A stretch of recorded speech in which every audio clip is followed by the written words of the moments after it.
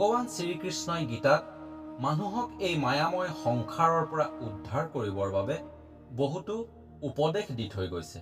ভগৱান শ্ৰীকৃষ্ণৰ মতে মানুহৰ জীৱনৰ পৰা দুখ আৰু দৰিদ্ৰতা নাশ কৰিবৰ বাবে প্ৰত্যেক পুৱা এই 7টা কৰ্ম কৰিব লাগে, কিয়নো যিসকল ব্যক্তি ৰাতিপুৱা আৰম্ভণি সেই 7টা কৰ্মৰে কৰে তেওঁৰ জীৱনত আহিব লগা সমস্ত কষ্ট আৰু বাধা বিঘিনি আপোনা আপুনি নষ্ট হৈ যায় আৰু মানুহে সুখ সমৃদ্ধি লাভ কৰিবলৈ সক্ষম হয়।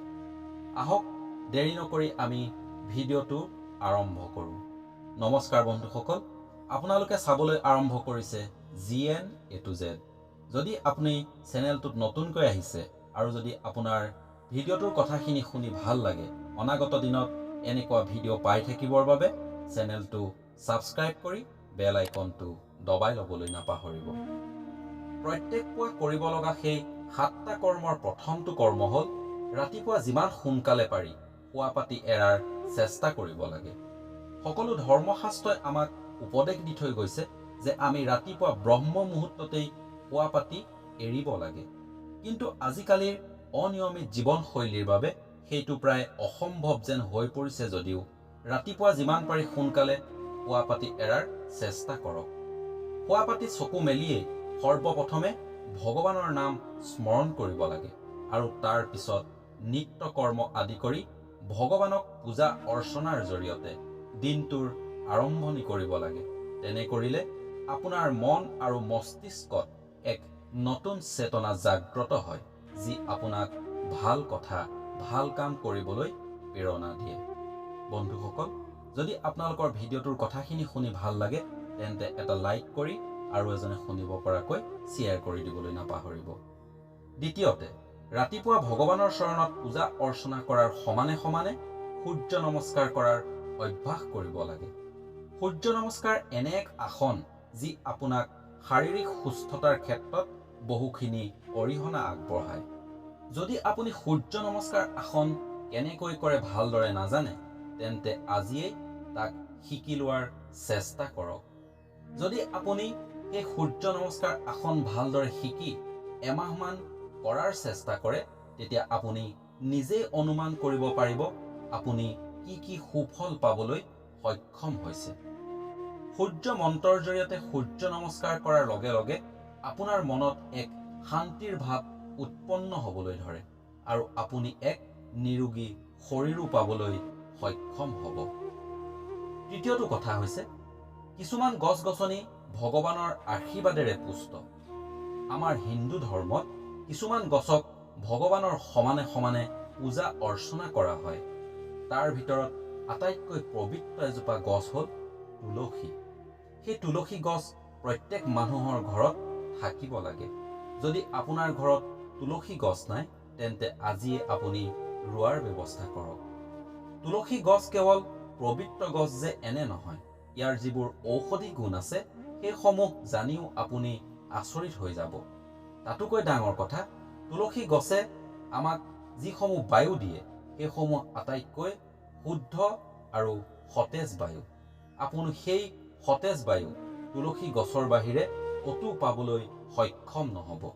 যদি আপোনাৰ ঘৰত তুলসী গছ আছে তেন্তে আপুনি প্ৰত্যেক দিনে পুৱা কিছু সময় সেই গছজোপাৰ ওচৰত বহাৰ অভ্যাস কৰক। আপুনি সেই অভ্যাসৰ জৰিয়তে সেই তুলসী গছৰ পৰা যি পবিত্ৰ বতাহ পাব, সেই বতাহে আপোনাক ধনাত্মক ঊৰ্জা প্ৰদান কৰিব।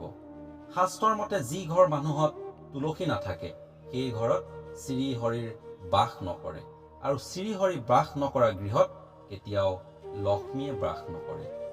চতুৰ্থতে, আমি পূজা পাঠ সমাপ্ত কৰি কপালত ফুট লওঁ, যাক তিলক বুলি কোৱা হয়।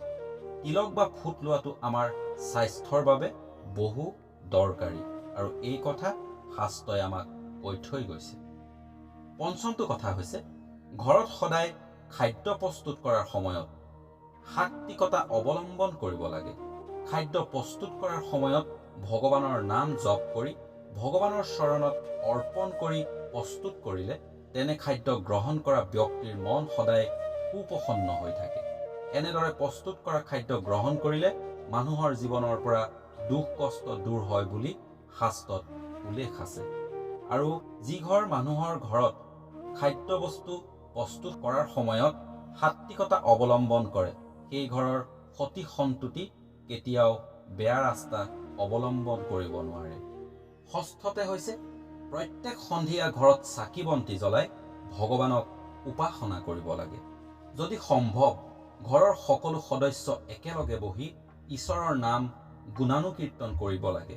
আৰু তেনে কৰিলে ঘৰলৈ সুখ সমৃদ্ধি অহাৰ লগতে কোনো বাহিৰা শক্তিয়ে আপোনাৰ ঘৰত অশান্তি সৃষ্টি কৰিব নোৱাৰে। এনেদৰে কৰা প্ৰাৰ্থনাই ঘৰৰ শিশুটিক এক সংস্কাৰ শিকিবলৈ সুবিধা দিয়ে। আজিৰ ব্যস্ততাপূৰ্ণ জীৱনশৈলীত আপুনি মই যদি আমাৰ কৰ্ণধাৰ স্বৰূপ শিশুসমূহক আধ্যাত্মিকতাৰ জ্ঞান নিদিওঁ, তেন্তে সিহঁত কোন দিশে গমন কৰিব মই নকলেও আপুনি ভালদৰে অনুধাৱন কৰিব পাৰিছে। সপ্তমটো কথা হৈছে ৰাতিপুৱা শোৱা পাতি এৰিবৰ সময়ত আমি যিদৰে ভগৱানৰ নাম স্মৰণ কৰোঁ, ঠিক সেইদৰে ৰাতি শোৱাৰ সময়তো ভগৱানৰ নাম স্মৰণ কৰিহে শোৱা পাতি গ্ৰহণ কৰিব লাগে। দিনটোত হৈ যোৱা সকলো ভাল কামৰ বাবে ভগৱানক ধন্যবাদ দিয়াৰ লগতে দিনটোত হৈ যোৱা ভুলবোৰৰ বাবে ভগৱানৰ ওচৰত ক্ষমা বিচাৰিব লাগে। যি মানুহে শোৱাৰ সময়ত নিজৰ ভুলৰ বাবে ভগৱানৰ চৰণত ক্ষমা বিচাৰে, তেনে ব্যক্তিক ভগৱানে সকলো ভুলৰ ক্ষমা কৰি আশীৰ্বাদ প্ৰদান কৰে আৰু তেনে ব্যক্তি সদায় সফল হয়, জীৱনত বহুদূৰ আগবাঢ়ি যাব পাৰে। বন্ধুসকল, এই 7টা কৰ্ম যদি আপুনি প্ৰত্যেক দিনেই কৰি যায়, তেন্তে জীৱনত আপুনি এজন সফল ব্যক্তি হ'ব পাৰিব। ভিডিঅ'টোৰ কথাখিনি শুনি কেনে পালে কমেণ্ট কৰি জনাব বুলি আশা কৰি আজিলৈ ভিডিঅ'টো ইমানতেই সামৰিছোঁ। আৰু আপুনিও যদি অনাগত ভৱিষ্যতত এজন সফল ব্যক্তি হ'ব বিচাৰে, নিজকে সফল কৰি তুলিব বিচাৰে, তেন্তে আপুনিও মোৰ এই যাত্ৰাৰ সংগী হ'ব বুলি আশা কৰি আজিলৈ ভিডিঅ'টো ইমানতেই সামৰিছোঁ। Stay blessed. জয় শ্ৰীকৃষ্ণ।